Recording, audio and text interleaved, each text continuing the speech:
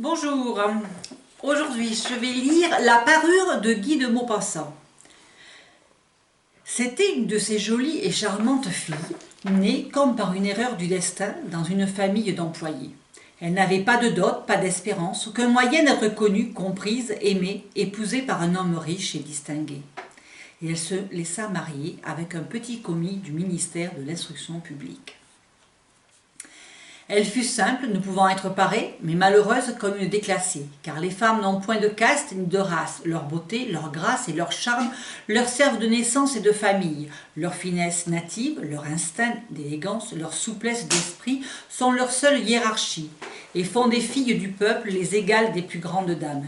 Elle souffrait sans cesse, se sentant née pour toutes les délicatesses et tous les luxes. Elle souffrait de la pauvreté de son logement, de la misère des murs, de l'usure des sièges, de la laideur des étoffes, toutes ces choses dont une autre femme de sa caste ne se serait même pas aperçue, la torturaient et l'indignaient. La vue de la petite Bretonne qui faisait son homme le ménage éveillait en elle des regrets désolés et des rêves éperdus.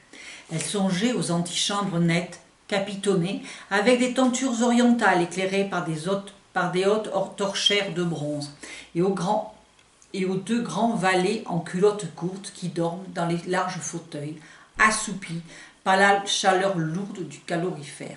Elle songeait au grand salon vêtu de soie ancienne, aux meubles fins portant des bibelots inestimables, et au petit salon coquet parfumé, fait pour la causerie de 5 heures, avec les amis les plus intimes, les hommes connus et recherchés, dont toutes les femmes envient et désirent l'attention.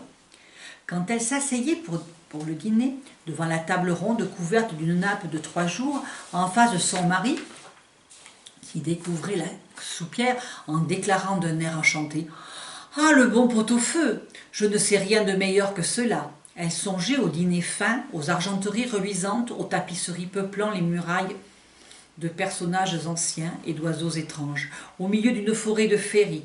Elle songeait aux plats exquis, servis en des vaisselles merveilleuses et aux galanteries chuchotées et écoutées, avec un sourire de sphinx, tout en mangeant la chair rose d'une truite ou des ailes de gélinote. Elle n'avait pas de toilette, pas de bijoux, rien, et elle n'aimait que cela. Elle se sentait faite pour cela. Elle eut tant désiré plaire, être enviée, être séduisante et recherchée. Elle avait une amie riche, une camarade de couvent, qu'elle ne voulait plus aller voir tant elle souffrait en revenant. Et elle pleurait pendant des jours entiers, de chagrin, de regret, de désespoir et de détresse. Or un soir, son mari rentra, l'air glorieux, et tenant à la main une large enveloppe. « Tiens, dit-il, voici quelque chose pour toi. » Elle déchira vivement le papier et en tira une carte qui portait ces mots. Le ministre de l'Instruction publique et Madame Georges Rampondoux prie Monsieur et Madame Loisel de leur faire l'honneur de venir passer la soirée à l'hôtel du ministère le lundi 18 janvier. Au lieu d'être ravie, comme l'espérait son mari, elle jeta avec dépit l'invitation sur la table murmurant « Que veux-tu que je fasse de cela ? Mais ma chérie, je pensais que tu serais contente, tu ne sors jamais, et c'est une occasion, cela, une belle. J'ai eu une peine infinie à l'obtenir, tout le monde en veut, c'est très recherché, on n'en donne pas beaucoup aux employés. Tu verras là tout le monde officiel. » Elle le regardait d'un œil irrité, et elle déclara avec impatience « Que veux-tu que je me mette sur le dos pour aller là ?» Il n'y avait pas songé, il balbutia. « Mais la robe avec laquelle tu vas au théâtre, elle me semble très bien à moi. » Il se tut, stupéfait, éperdu en voyant que sa femme pleurait. 2 grosses larmes descendaient lentement des coins des yeux vers les coins de la bouche. Il bégaya « Qu'as-tu ? Qu'as-tu » Mais par un effort violent, elle avait dompté sa peine et elle répondit d'une voix calme en essuyant ses joues humides. « Rien, seulement je n'ai pas de toilette et par conséquent je ne peux pas aller à cette fête. Donne ta carte à quelques collègues dont la femme sera mieux nippée que moi. » Il était désolé, il reprit « Voyons Mathilde, combien cela coûterait-il, une toilette convenable, qui pourrait te servir encore en d'autres occasions ? Quelque chose de très simple. » Elle réfléchit quelques secondes, établissant ses comptes et songeant aussi à la somme qu'elle pouvait demander sans s'attirer un refus immédiat, et une exclamation effarée du commis économe. Enfin, elle répondit en hésitant. « Je ne sais pas au juste, mais il me semble qu'avec 400 francs, je pourrais y arriver. » Il avait un peu pâli, car il réservait juste cette somme pour acheter un fusil et s'offrir des parties de chasse l'été suivant dans la plaine de Nanterre avec quelques amis qui allaient tirer des alouettes par là le dimanche. Il dit cependant « Soit, je te donne 400 francs, mais tâche d'avoir une belle robe. » Le jour de la fête approchait, et Madame Loisel semblait triste, inquiète, anxieuse. Sa toilette était prête cependant. Son mari lui dit un soir « Qu'as-tu? Voyons, tu es toute drôle depuis 3 jours. » Et elle répondit « Cela m'ennuie de n'avoir pas un bijou, pas une pierre, rien à mettre sur moi. J'aurais l'air misère comme tout. J'aimerais presque mieux ne pas aller à cette soirée. » Il reprit « Tu mettras des fleurs naturelles, c'est très chic en cette saison-ci. Pour 10 francs, tu auras 2 ou 3 roses magnifiques. » Elle n'était point convaincue. Non, il n'y a rien de plus humiliant que d'avoir l'air pauvre au milieu de femmes riches. Mais son mari s'écria « Que tu es bête! Va trouver ton amie, Madame Forestier, et demande-lui de te prêter des bijoux. Tu es bien assez liée avec elle pour faire cela. » Elle poussa un cri de joie. « C'est vrai, je n'y avais pas pensé. » Le lendemain, elle se rendit chez son amie et lui conta sa détresse. Madame Forestier alla vers son armoire à glace, prit un large coffret, l'apporta, l'ouvrit et dit à Madame Loisel « Choisis, ma chère. » Elle vit d'abord des bracelets, puis un collier de perles, puis une croix vénitienne, or et pierreries, d'un admirable travail. Elle essayait des parures devant la glace, hésitait, ne pouvait se décider à les quitter, à les rendre. Elle demandait toujours « Tu n'as rien d'autre ?»« Mais si, cherche, je ne sais pas ce qui peut te plaire. » Tout à coup, elle découvrit dans une boîte de satin noir une superbe rivière de diamants. Et son cœur se mit à battre d'un désir immodéré. Ses mains tremblaient en la prenant. Elle l'attacha autour de sa gorge, sur sa robe montante, et demeura en extase devant elle-même. Puis elle demanda hésitante, pleine d'angoisse. « Peux-tu me prêter cela, rien que cela ?»« Mais oui, certainement. » Elle sauta au cou de son ami, l'embrassa avec emportement, puis s'enfuit avec son trésor. Le jour de la fête arriva, Madame Loisel eut un succès. Elle était plus jolie que toutes, élégante, gracieuse, souriante et folle de joie. Tous les hommes la regardaient, demandaient son nom, cherchaient à être présentés. Tous les attachés du cabinet voulaient valser avec elle. Le ministre la remarqua. Elle dansait avec ivresse, avec emportement, grisée par le plaisir, ne pensant plus à rien, dans le triomphe de sa beauté, dans la gloire de son succès, dans une sorte de nuage de bonheur fait de tous ses hommages, de toutes ses admirations, de tous ses désirs éveillés, de cette victoire si complète et si douce au cœur des femmes. Elle partit vers 4 heures du matin. Son mari, depuis minuit, dormait dans un petit salon désert avec 3 autres messieurs dont les femmes s'amusaient beaucoup. Il lui jeta sur les épaules les vêtements qu'il avait apportés pour la sortie, modestes vêtements de la vie ordinaire, dont la pauvreté jurait avec l'élégance de la toilette de bal. Elle le sentit et voulut s'enfuir pour ne pas être remarquée par les autres femmes qui s'enveloppaient de riches fourrures. Loisel la retenait. « Attends donc, tu vas attraper froid dehors, je vais appeler un fiacre. » Mais elle ne l'écoutait point et descendait rapidement l'escalier. Lorsqu'ils furent dans la rue, ils ne trouvèrent pas de voiture et ils se mirent à marcher, criant après les cochers qu'ils voyaient passer de loin. Ils descendaient vers la Seine, désespérés, grelottants. Enfin, ils trouvèrent sur le quai un de ces vieux coupés noctambules qu'on ne voit dans Paris que la nuit venue, comme s'ils eussent été honteux de leur misère pendant le jour. Il les ramena jusqu'à leur porte, rue des Martyrs. Ils remontèrent tristement chez eux. C'était fini pour elle. Et il songeait, lui, qu'il lui faudrait être au ministère à 10 heures. Elle ôta les vêtements dont elle s'était enveloppée les épaules, devant la glace, afin de se voir encore une fois dans sa gloire. Mais soudain, elle poussa un cri. Elle n'avait plus sa rivière autour du cou. Son mari, à moitié dévêtu, déjà demanda « Qu'est-ce que tu as ?» Elle se tourna vers lui affolée. « Je n'ai plus la rivière de Madame Forestier. » Il se redressa, éperdu. « Quoi? Comment? Ce n'est pas possible !» Et ils cherchèrent dans les plis de la robe, dans les plis du manteau, dans les poches, partout, et ils ne la trouvèrent point. Ils demandaient: « Tu es sûr que tu l'avais encore en quittant le bal? »« Oui, je l'ai touchée dans le vestibule du ministère. Mais si tu l'avais perdue dans la rue, nous l'aurions entendue tomber. Elle doit être dans le fiacre. »« Oui, c'est probable. As-tu pris le numéro? »« Non. Et toi?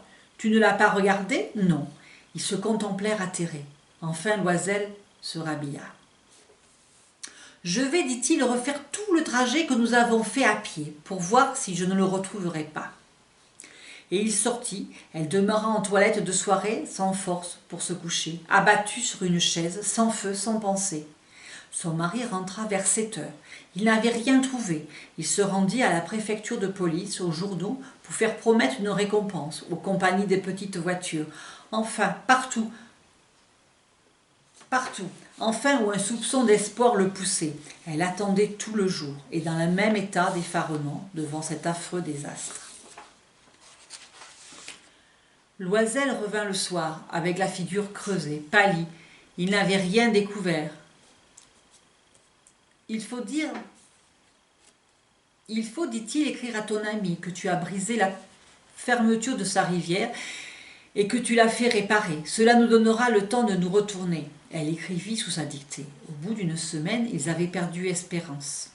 Et Loisel, vieilli de 5 ans, déclara: « Il faut aviser à remplacer ce bijou. » Ils mirent le lendemain la boîte qu'il avait renfermée et se rendirent chez le joaillier, dont le nom se trouvait dedans. Il consulta ses livres. « Ce n'est pas moi, madame, qui ai vendu cette rivière. J'ai dû seulement fournir l'écrin. » Alors ils allèrent de bijoutier en bijoutier, cherchant une parure pareille à l'autre, consultant leurs souvenirs, malades tous deux de chagrin et d'angoisse. Ils trouvèrent dans une boutique du palais royal un chapelet de diamants qui leur parurent entièrement semblables à celui qu'ils cherchaient. Il valait 40 000 francs. On le leur laisserait à 36 000. Ils prièrent donc le joaillier de ne pas le vendre avant 3 jours. Et ils firent condition qu'on le reprendrait pour 34 000 francs, si le premier était retrouvé avant la fin de février. Loisel possédait 18 000 francs que lui avait laissé son père. Il emprunterait le reste. Il emprunta, demandant 1 000 francs à l'un, 500 à l'autre, 5 louis par-ci, 3 louis par-là. Il fit des billets, prit des engagements ruineux, eut affaire aux usuriers, à toutes les races de prêteurs.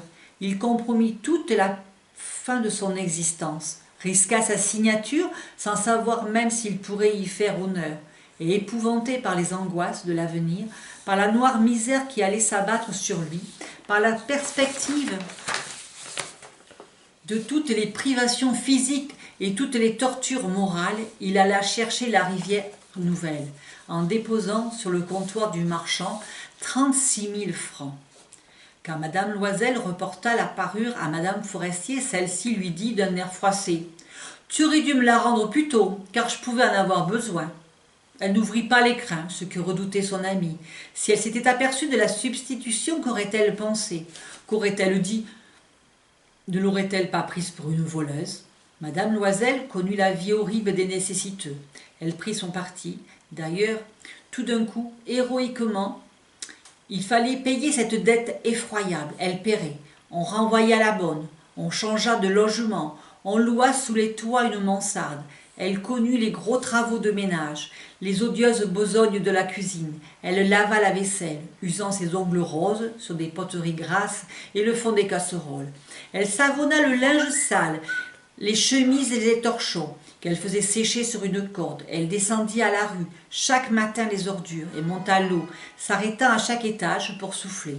Et vêtue comme une femme du peuple, elle alla chez le fruitier, chez l'épicier, chez le boucher, le panier au bras, marchandant, injurié, défenda sou à sou son misérable argent. Il fallait chaque mois payer des billets, en renouveler d'autres, obtenir du temps. Le mari travaillait le soir à mettre au net les comptes d'un commerçant, et la nuit, souvent, il faisait de la copie à 5 sous la page. Et cette vie dura 10 ans. Au bout de 10 ans, ils avaient tout restitué, tout, avec le taux de l'usure et l'accumulation des intérêts superposés. Madame Loisel semblait vieille maintenant. Elle était devenue la femme forte et dure et rude des ménages pauvres. Mal peignée, avec les jupes de travers et les mains rouges, elle parlait haut et lavait à grande eau les planchers. Mais parfois, lorsque son mari était au bureau, elle s'asseyait auprès de la fenêtre et elle songeait à cette soirée d'autrefois, à ce bal où elle avait été si belle et si fêtée. Que serait-il arrivé si elle n'avait point perdu cette parure? Qui sait? Qui sait? Comme la vie est singulière, changeante, comme il faut peu de choses pour vous perdre ou vous sauver. Or un dimanche, comme elle était allée faire un tour aux Champs-Élysées pour se délasser des besognes de la semaine, elle aperçut tout à coup une femme qui promenait un enfant. C'était Madame Forestier, toujours jeune, toujours belle, toujours séduisante. Madame Loisel se sentit émue. Allait-elle lui parler? Oui, certes, et maintenant qu'elle avait payé, elle lui dirait tout, pourquoi pas? Elle s'approcha. « Bonjour Jeanne !» L'autre ne la reconnaissait point.